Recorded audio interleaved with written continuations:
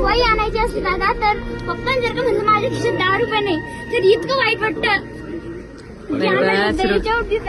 नको करू. शेतकऱ्याच्या घरात तेल असते तर मीठ नसते, मीठ असते तर तेल नसते. दादा दादा माझा बाप बी शेतकरी आहे. दादा एक प्रश्न होता की शेतकऱ्यांचा जीव गेल्यावर तेव्हाच सरकारला जाग येते का? दुर्दैव असं आहे.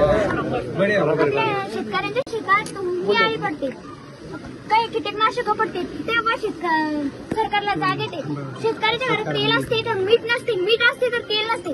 तेलाला भाव काय 115 रुपये आणि सोयाबीनला भाव काय 3-4 हजार रुपये. शेतकऱ्याला काय पुरू राहिले?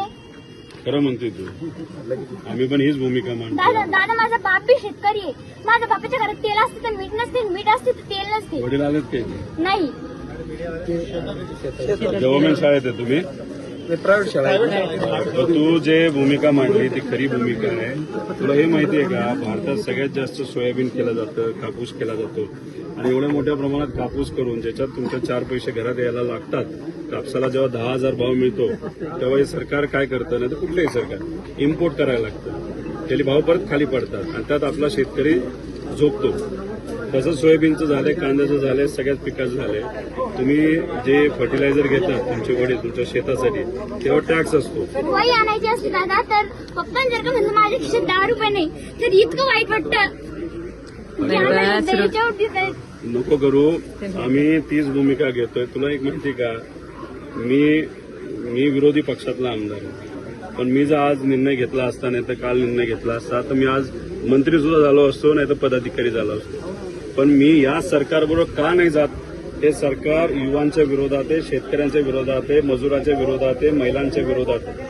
मजुरी जर का करायला गेलं तर लोक त्यांच्या वावरात तर खूपच राबून घेते, पण रोज बी 200-250 रुपये फक्त हातावर टेकवतात मजुराची. आणि दुसरं तुला काय माहितीये का, सरकारला असं मत आहे की लाडक्या बहिणींना महिन्याला 1500 रुपये दिले, आम्ही त्यांचे उपकार केले, बाकी काही मदत नाही केली तरी चालतं, असं सरकारचं मत आहे. 1500 रुपयात काय होणार आहे का महिन्याला? 1500 रुपये नाही दिले चालते दादा, पण आमच्या मालांना भाव द्या. खूप छान आहे. पण तू आता कितवीत आहेस? 8वी. बरं, आता 11वी 12वी कुठून करणार? 11वी 12वी पप्पा आमचे एकर शेती तर पप्पा म्हणजे चांगलं मोठ्या कॉलेजात घ्यायचं. तुझ्या घरचा काका मामा भाऊ मोठा आहे का कोणी? हो. हिचं तू 8वी ना, 11वी जेव्हा जायचं असेल तर बारामतीला शारदा नगर म्हणून शाळा आहे. ही ज्या पद्धतीने बोलते ना, आक्रमक भूमिका घेते, तर उद्या जाऊन ही नक्कीच मोठी, सगळेच बनतील, ही मोठी अधिकारी बनेल. आणि ती बनत असताना आमचंही त्याच्यामध्ये एक सेवा म्हणून त्याची मदत म्हणून ही जी 11वी 12वी आणि नंतर पण तिला त्याच संस्थेमध्ये जर करायचं झालं तर सगळी जबाबदारी मी घेत आहे, असा शब्द व्हिडिओ काढलेला आहे.